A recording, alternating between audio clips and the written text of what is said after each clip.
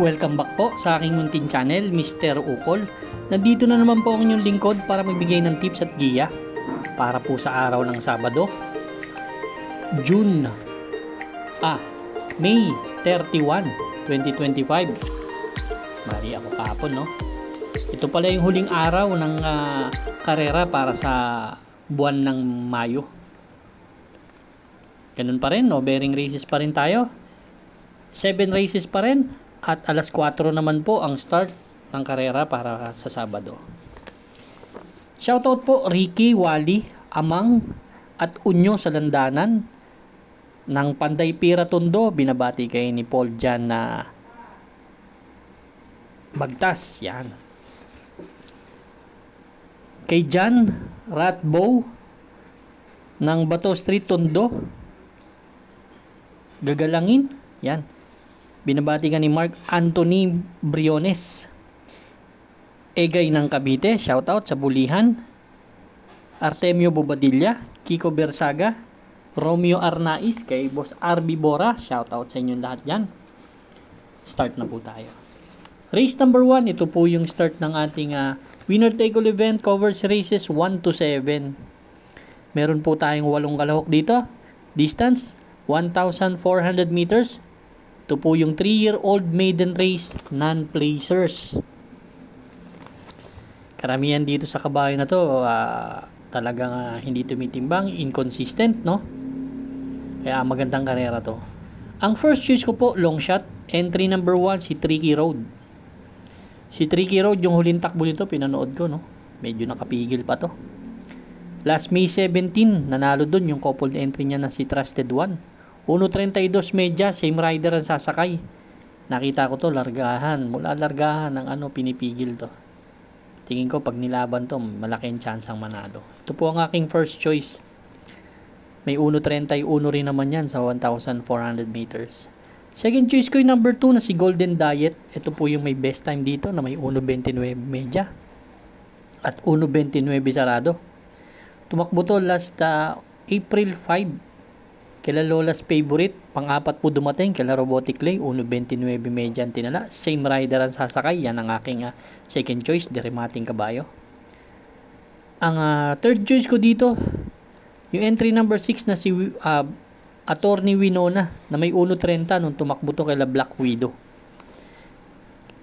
Kaya race number 1, first choice number 1, Tricky Road.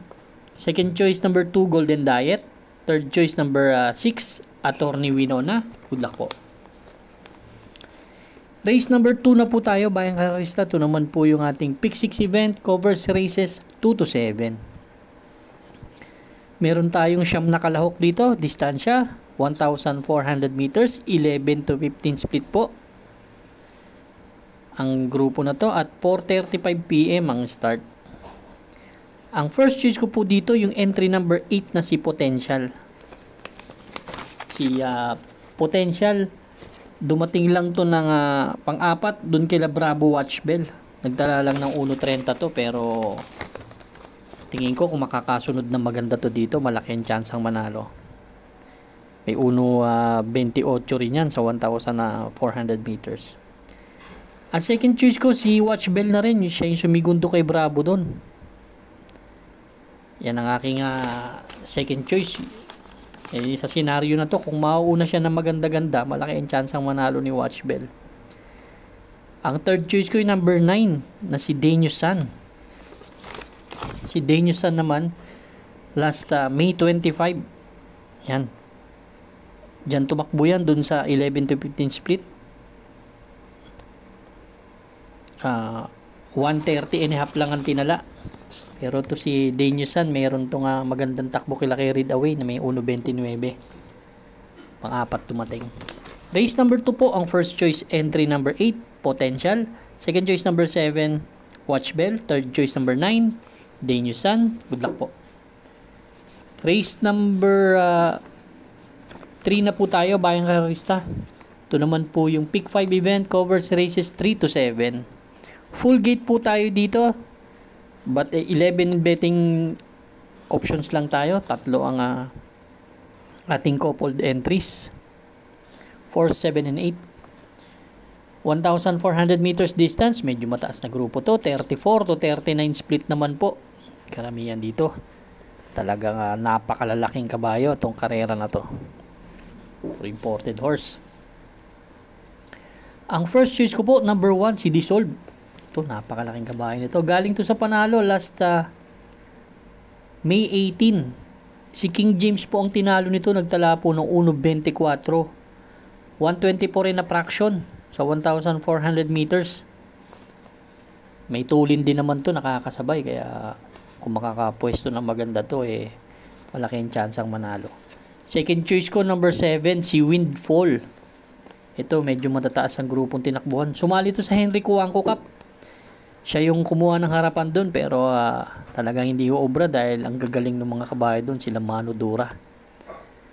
158 lang ang tinala sa 1,800 meters, pero may 1.24 yan 124 rin na fraction yan Nung sumigundo yan sa coupled entry niya na siya hole in one last March 30, sorry. May area na 13 media, 2.22 media, kaya matulin yan. Kung makakakuha ng harapan agad makapigura pwedeng manalo. Race number 3 po, ang first choice entry number 1, Dissolve. Second choice number 7, Windfall. Good luck po.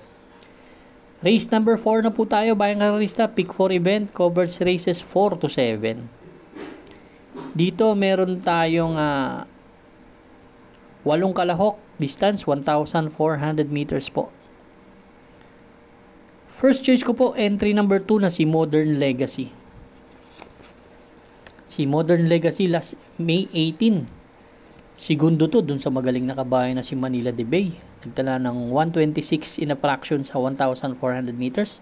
Same rider ang sasakay. Ito naman si Modern Legacy. Malakas rumimati to. Ang second choice ko galing sa panalo na si Salacious, na may 1.26 na tinala. Ito tingin ko malaking kabayo rin at napakahusay din. Yan po ang aking second choice. Kaya race number 4, ang first choice, entry number 2, Modern Legacy. Second choice number 4, Salacious. Good luck po.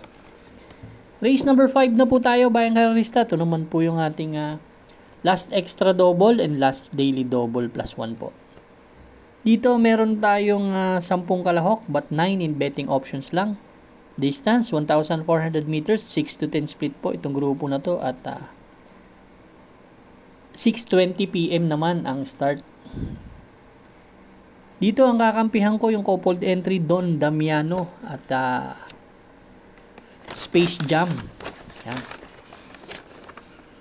Ito galing sa panalo to si Space Jam. Ganun na rin yung coupled entry niya dahil coupled entry sila kaya dikit lang nagkatalo last May 24. Maganda kasi dito, isang babandera, isang nakasunod lang Kaya tingin ko, para sa akin, baka suluhin ko na po. 2 and 2A. Don Damiano and Space Jam. Good luck po.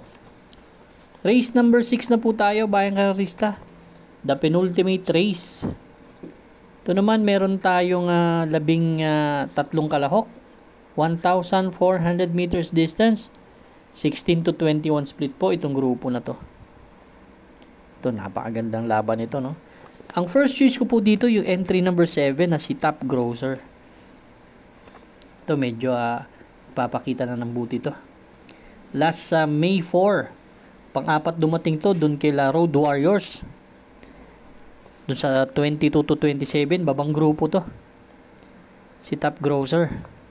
Medyo chumatsak-tsak na sa harapan to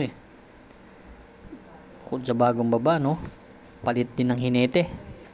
Si A.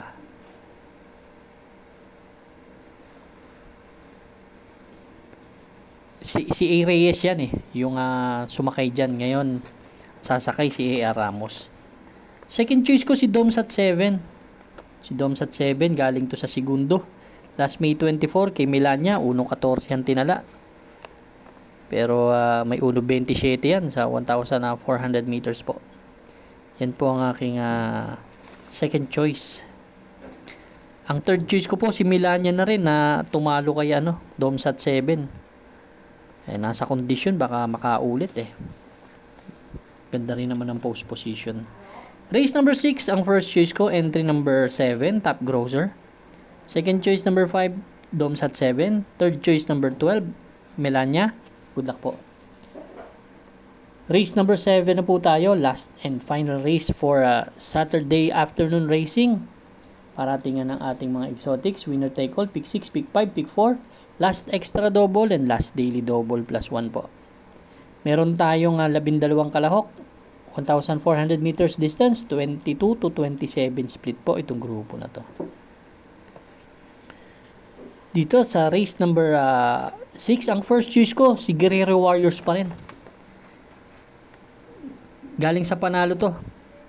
Si Simply JC tinalo nito, nagtala ng 113.4 sa 1,400 meters. Ito kasi versatile horse kasi to. Pwedeng nasa harapan, pwedeng parimatihin, kaya gustong gusto ko tong kabayo na to. Nagamayan ni Pilapil. Second choice ko yung sumigundo sa kanya, si Simply JC. Baka nagsimpleng batak lang at nagpagpag lang ng kalawang to last time out. Makabuo ng ere. Baka siya rin ang mauna dito eh. Ang third choice ko po, entry number 10 na si Sky Story. Ito, medyo tumitimbang-timbang na, no? Baka makuha niya na yung kanyang kondisyon at manalo na. Race number 7 po, ang first choice, entry number 5, Guerrero Warriors. Second choice number 6, Simply Jessie. Third choice number 10, Sky Story. Good luck po bayang karista. Maraming salamat po sa inyo walang sawang pagtangkilik sa aking munting channel. Good luck and stay safe.